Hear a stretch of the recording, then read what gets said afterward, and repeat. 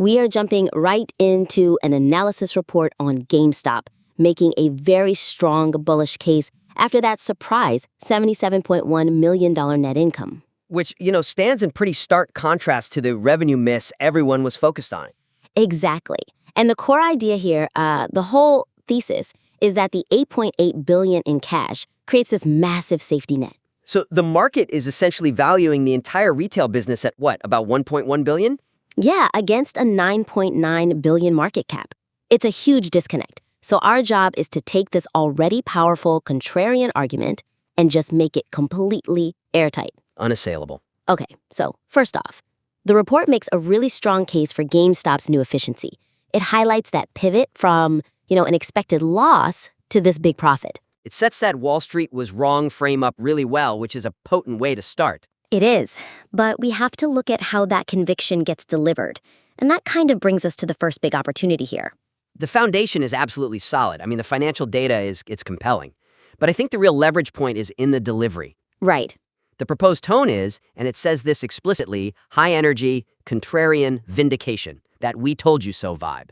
The weakness, though, is that the highly emotional and frankly vindictive tone risks overpowering the sophistication of the actual valuation argument. I see it right away. All these phrases like massive trap for the bears and Wall Street is wrong in all caps. And look, for a certain part of the market, that's exactly the energy they want. Sure, for the true believers. But for an analysis aiming for max credibility, isn't there a risk that it just undermines the seriousness of the financial discovery? I mean, if the math is that staggering that the business is valued at barely $1 billion, why do you need to shout? That's the tension. You've hit it exactly. The goal isn't to kill the excitement, but to change where the conviction comes from. It should come from the math, which is, basically irrefutable, not from the rhetoric. So let the numbers do the talking. Precisely. When the numbers make the case for you, you gain credibility with a much broader audience. You start pulling in serious value investors who might otherwise just dismiss this as, another meme stock rant. Okay, so the suggestion is to calibrate the tone, let the data provide the weight, and shift the frame from this emotional, we were right, to a more serious quantitative analysis. You want the person engaging with this analysis to feel smart for spotting an oversight, not just angry at the system. I like that, trading high energy for high credibility.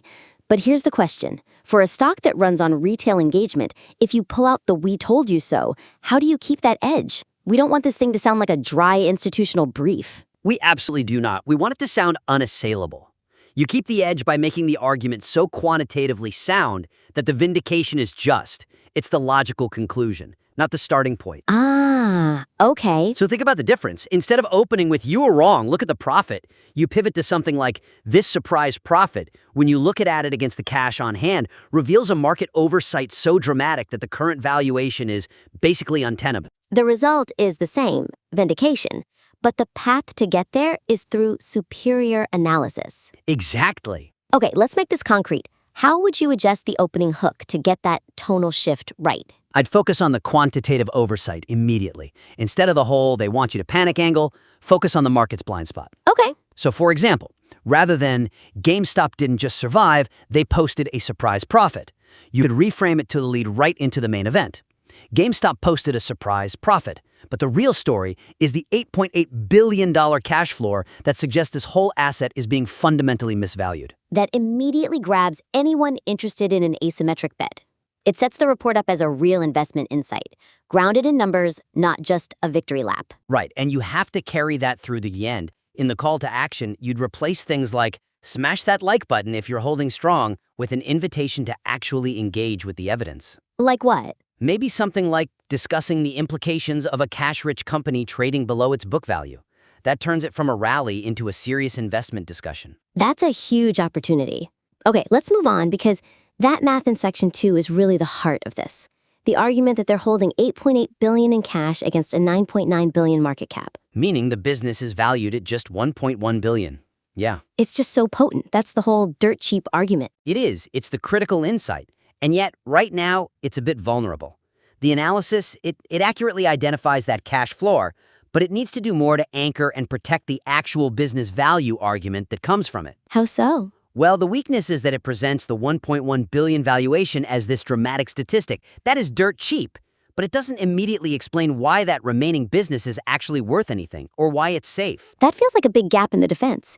I mean, what's the first thing a skeptical investor is going to say when they see that number? They're going to attack the quality of the asset itself. They'll say, sure, but that $8.8 billion in cash is just a runway to cover future losses from a dying retail business. Right, so the cash is in a war chest. It's just a buffer that's going to get burned through. And if that's the case, the entire safety net argument just collapses.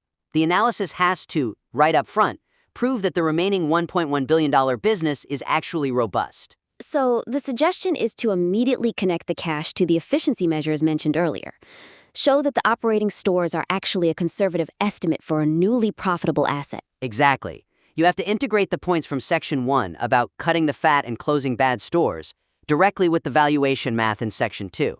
You can't let anyone assume the business is still a cash bleed. That makes perfect sense. So, right after laying out the math, you could add a line. Something like, and because they become so efficient, that remaining $1.1 billion business is now a positive operating asset, which makes the valuation even stronger.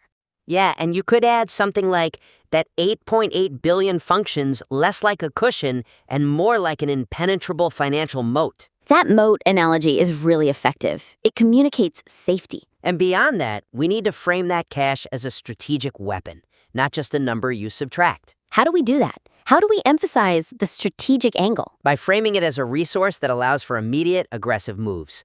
Think acquisitions, large-scale buybacks, maybe even dividend considerations, things that are characteristic of a company that is actively transforming. So this isn't just money sitting in a vault. It's capital that completely changes the rules of the game for management. It frees them from the constraints of a typical retailer of that size. It moves the conversation from they have cash to they have power. Which leads us perfectly into the structure of the report. It flows from the revenue miss in Section 1 to the cash floor in 2, and then it introduces the digital assets, specifically the Bitcoin holdings, in Section 3, calling it the wild card. And I get why. It's a dramatic reveal, but structurally, I think that separation is actually diluting the core narrative about capital management. The Bitcoin section feels isolated, and that weakens its purpose as proof of the holding company thesis. Right. So by making it a separate wild card, the $519 million investment feels more like a speculative side bet, Instead of what it really is. which is a deliberate demonstration of active capital management. The core message that they're becoming a mini Berkshire Hathaway for the digital age isn't served well if the proof is kept separate. That separation is the weakness. That allocation is the first real, tangible evidence that management is taking the role of capital allocators seriously, that they're making money on their money. It has to be immediate proof, not a footnote. Okay, so the suggestion is to integrate the digital assets discussion right into the main analysis of the $8.8 billion war chest. Use it as immediate evidence that they are leveraging their cash. That strengthens the whole definition of GME as this transforming holding company. That gives the cash floor narrative so much more horsepower. It makes the cash feel active, strategic, not just passive. It's all about a seamless, argumentative flow. So a great way to do it would be to just combine Section 2 and 3.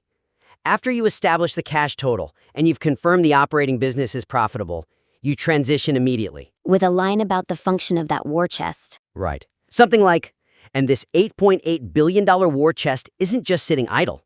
They are effectively transforming into an investment machine, a mini Berkshire Hathaway for the digital age. And the proof of this strategy is their allocation of roughly $519 million into Bitcoin and other digital assets. That makes the mini Berkshire analogy so much more potent, because you've connected the abstract idea to a real, tangible action. And structurally, that sets up the next section on technical analysis